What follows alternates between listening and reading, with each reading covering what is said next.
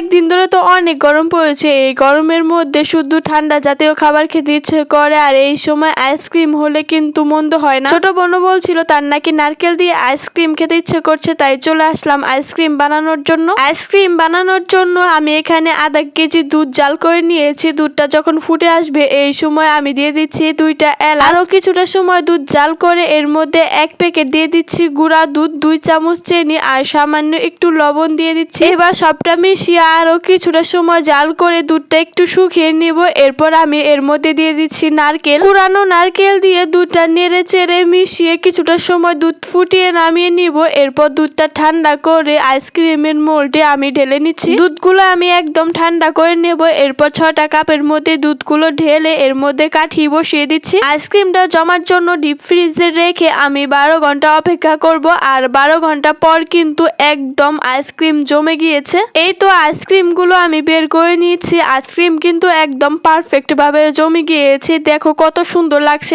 একদম কিন্তু কেনা আইসক্রিমের মতোই হয়েছে। ছোটবেলায় কত যে এই আইসক্রিম খেয়েছি। আমার সব থেকে পছন্দের আইসক্রিম হচ্ছে নারকেলের আইসক্রিম আর তেঁতুলের আইসক্রিম। ছোটবেলায় তো 2 টাকা করে এই নারকেলের আইসক্রিম কিনে খেয়েছি, আর এটা দাম বেড়ে এখন হয়ে গিয়েছে 10 টাকা। এখন থেকে এই নারকেলের আইসক্রিম তো কিনেই খাবো না, বাড়িতেই বানাবো। এরকম যদি পারফেক্ট আইসক্রিম বানাতে পারি তাহলে কেন দোকান থেকে আর কিনে খাবো। আমি যে এত ভালো এই নারকেলের আইসক্রিম বানাতে পারবো আমি তো ভাবতেই পারিনি। আর খেতে যে এত মোটা মজা হয়েছিল, একদম দোকান ফেল, একদম পারফেক্ট নারকেলের আইসক্রিম হয়েছে। তো যাই হোক, আজকের ভিডিও এই পর্যন্তই। সবাই ভালো থেকো, সুস্থ থেকো, আল্লাহ হাফেজ।